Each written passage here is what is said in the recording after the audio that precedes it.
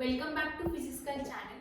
And in this lecture, we have to discuss about the Seebeck effect.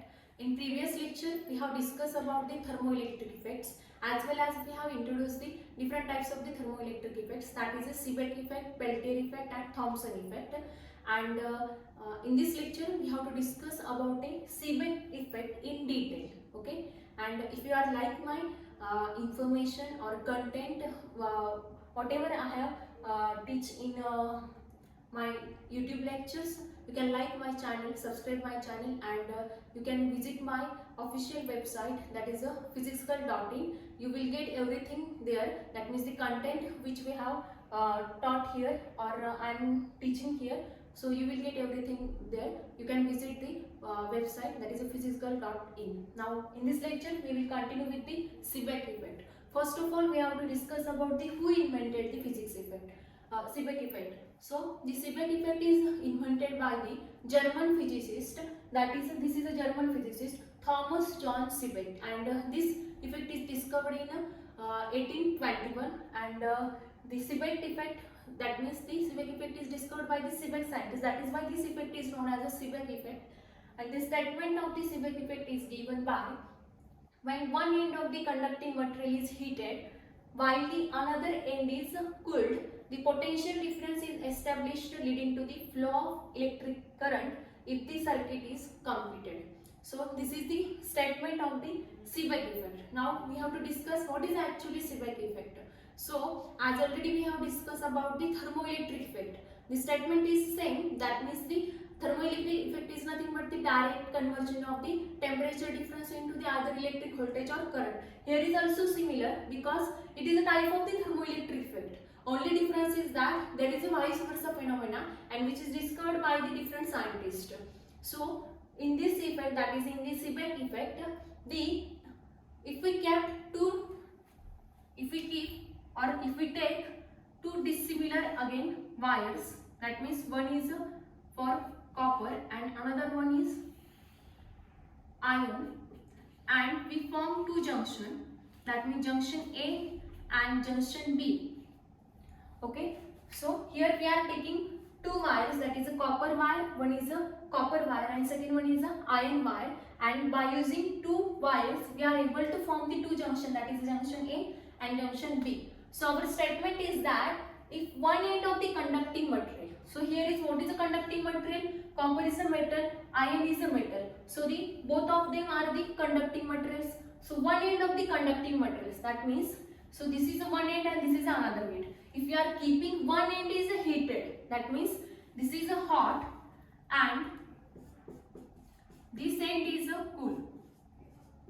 That means we kept the condition such that this end is hot and this end is cool. That means there is a temperature difference. This is at a temperature T1 and this is at a temperature T2. That means this is hot and this is cool. So there is a temperature difference, or simply we call it as a temperature gradient. So that is why this temperature difference, there is a generation or leading of the flow of electric current, or corresponding the development of the potential difference or potential across this complete loop, or if the circuit is completed. That means the corresponding voltage or potential difference generated, and due to this potential difference the corresponding flow of current is conducted through that complete circuit, and the flow of current is possible only when the circuit is completed. So this is the statement of the Seebeck effect. Okay, so the mathematical expression for the Seebeck effect is given by V is equal to S into delta T.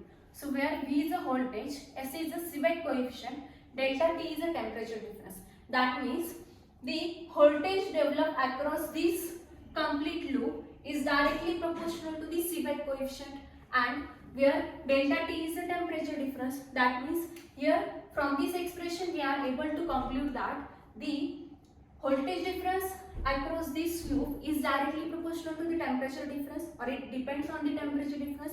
That means on which quantity voltage difference is depends, that means how much temperature difference we have kept across these two junctions, then the corresponding quantity of the voltage difference generated across the junction, and where S is a Seebeck coefficient. Now what is the Seebeck coefficient?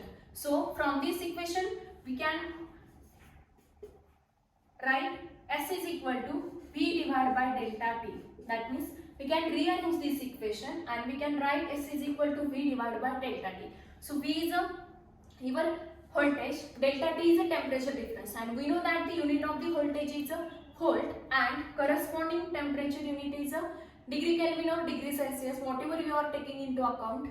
So the unit of the Seebeck effect is microvolt, that means microvolt per Kelvin.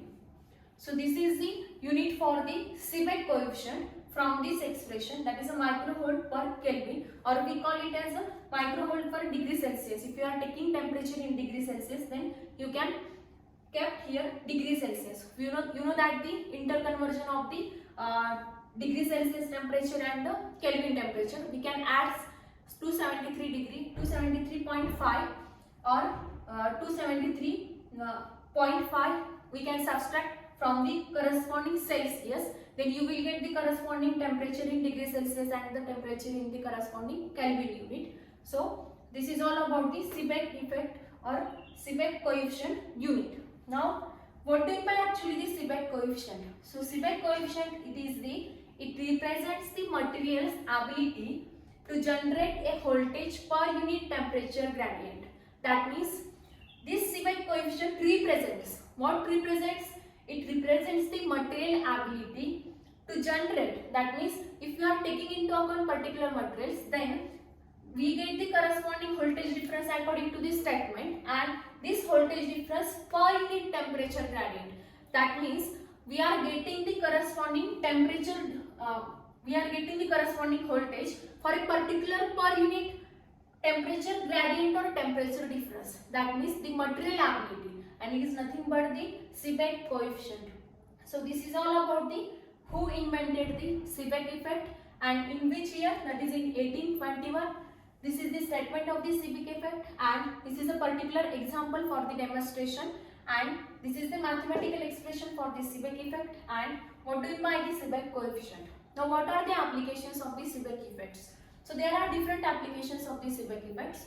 So first one is a thermoelectric generators. That means in thermoelectrical generators sometimes we are using a Seebeck effect for the power purpose, and in second application, that is a space exploration. So in space exploration also Seebeck effect is used.